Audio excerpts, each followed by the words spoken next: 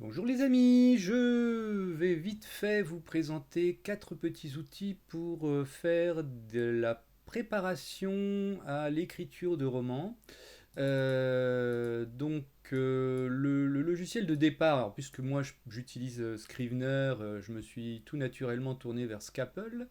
Mais Scapple m'énerve un peu pour plein de raisons. D'abord, il est payant et n'évolue pas au rythme qu'on voudrait.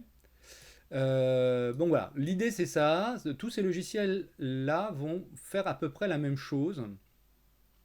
Donc Scapple est effectivement celui qui était peut-être le plus évolué, encore que. Là par exemple, voilà, on crée des notes, on peut leur donner une apparence, on peut faire plein de choses, hein, changer les bordures, etc. Mettre des ombres, faire ce qu'on veut. Rajouter plein de notes, les relier les unes aux autres dans tous les sens, les déplacer comme on a envie. Donc voilà, on crée son roman, on peut par exemple on peut positionner ses personnages, Auguste, et puis créer des relations entre les différents personnages, créer des liens, les rassembler dans un groupe pour les manipuler plus facilement. Voilà. Donc ça, c'est Scapple. Il est plutôt sympa. Je suis plus d'accord pour le payer. Donc voilà, c'est aussi simple que ça. Je ne prendrai pas la prochaine édition, clairement.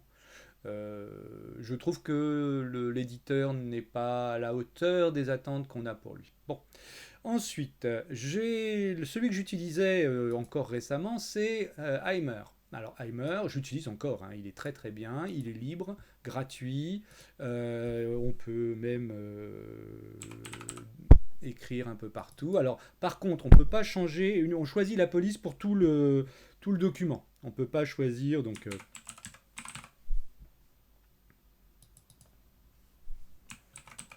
voilà, donc c'est plutôt sympa. Alors pareil, on crée des cases, on les déplace comme on veut, on choisit les couleurs.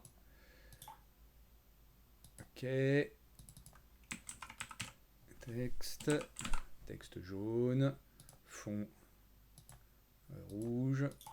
Ok, donc on s'amuse. C'est très très pratique quand, par exemple, quand je prépare mes jeux de rôle pour faire des fiches que je vais donner, que je vais montrer aux personnages, aux joueurs, ou pour moi m'organiser une carte de ce qui va se passer et de pouvoir l'imprimer.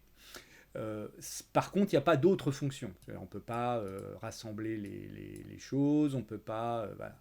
Et puis, il n'y a pas de fonction d'importation-exportation pratique. On peut enregistrer là et on peut sauvegarder une image en vectoriel ou en bitmap. C'est tout. Donc ça, c'est un tout petit peu embêtant. C'est très bien, c'est gratuit. C'est libre, c'est gratuit. Vous allez sur le site. Hein, alors, c'est sur GitHub.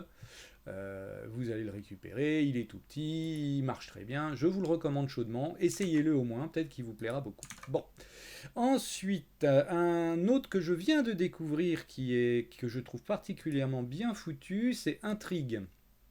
Alors Intrigue, il est hyper minimaliste, il est en développement, donc c'est la version 1 arrive maintenant, bientôt elle est en alpha encore, donc c'est la même chose, hein, on crée des personnages, ou des lieux, ou ce qu'on veut, hein, et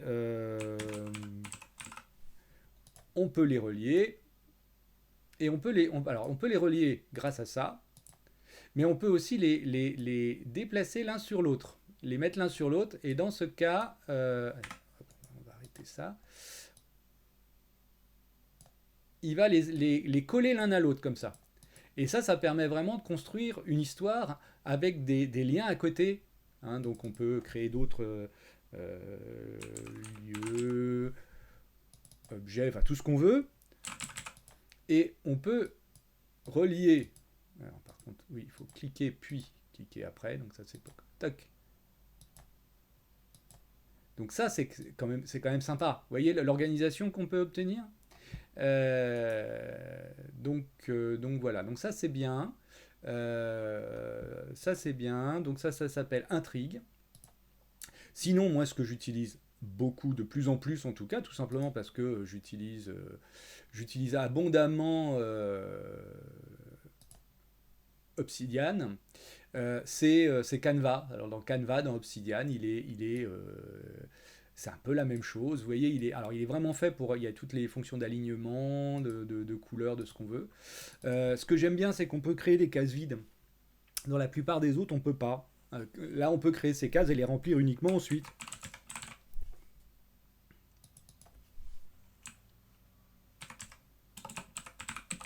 Hop, et puis euh,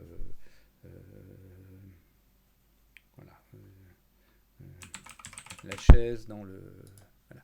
Donc on peut les aligner facilement, ce qui permet de faire des présentations assez sympas. Hein, on peut zoomer, dézoomer, faire ce qu'on veut avec. Est-ce qu'on peut zoomer d'ailleurs? Je viens de faire CTRL. Ah oui, c'est SHIFT pour zoomer et CTRL pour déplacer. Toute la manipulation est bien foutue. Hein, espace pour pouvoir manipuler comme dans les logiciels de dessin. Donc voilà, donc moi c'est celui que je vais utiliser le plus. Maintenant, jusqu'à présent, j'ai utilisé Scapple, j'ai utilisé Heimer. Je découvre juste, comment il s'appelle, Intrigue, qui a l'air très bien, qui a l'air d'avoir des fonctions tout à fait intéressantes, comme le fait de pouvoir empiler les cases comme on veut, si on le veut. Alors vous voyez, tout à l'heure j'avais créé un lien, je la dépile en désempile. Si je le refais et que je le refais comme ça, pouf, il refait. Et c'est celle du dessus qui permet de tout déplacer. Donc ça, c'est assez pratique. Et je crois il est vraiment fait pour faire des documentations sur les gros bouquins, sur la bibliographie, tout ça. Euh, bon, voilà, c'est les quatre que moi j'utilise. Si vous en utilisez d'autres, n'hésitez pas à me le dire.